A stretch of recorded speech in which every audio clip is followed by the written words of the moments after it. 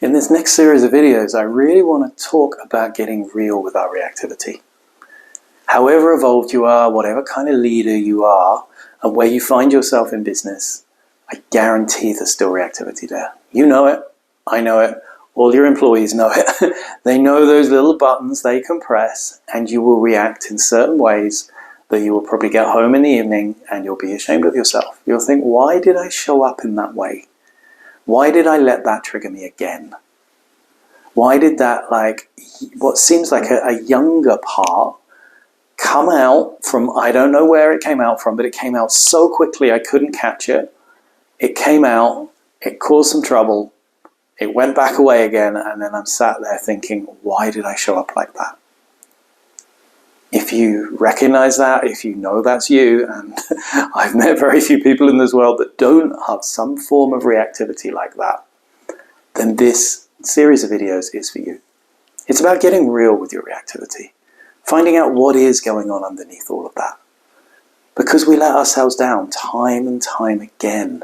We feel disappointed with ourselves.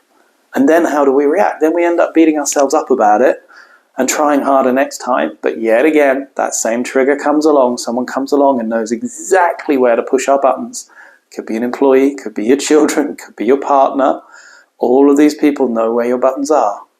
And they come along and they push just in the right way. And there you are again. You're trapped in reactivity. How do you stop that? I'm sure you've tried lots of different things. You might have tried meditation. You might have tried working with a coach, self-help books, videos, TED Talks. There's so many different ways of working with it. And I'd like to offer one that really has worked for me and that I use it with a lot of my clients. And it takes a little bit of understanding at first. So in the series of videos, I'm going to go through the different types of reactivity. Because different types of reactivity need a different solution. They need a different approach. But all of them, whatever type of reactivity it is, it needs to come out from being unconscious and make it conscious. That's the first step. We've got to own it. We've got to own up that we do get reactive, that we do show up in very childlike manners sometimes. We really do, and that's okay. The rest of the world is doing it as well. If you actually look around and notice, you'll see everyone's being reactive. Everyone throws their toys out the pram, starts shouting and ranting and being righteous about certain things.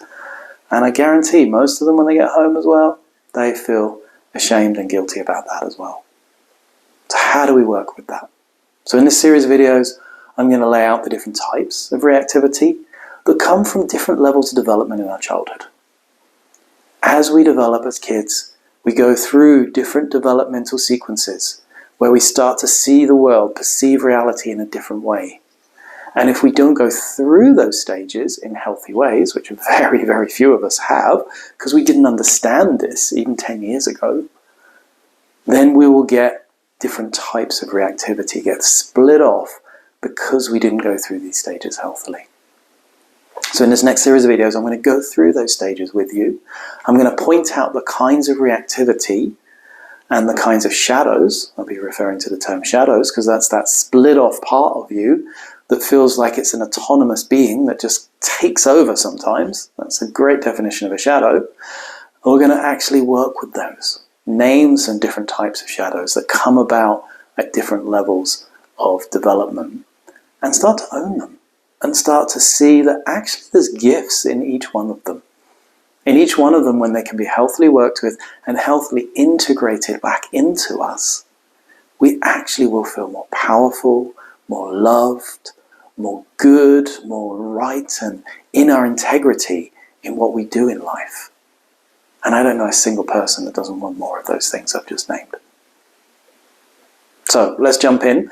We're going to start with the first sort of level of development, which is really where we start to shift from a first-person perspective into a second-person perspective ability taking.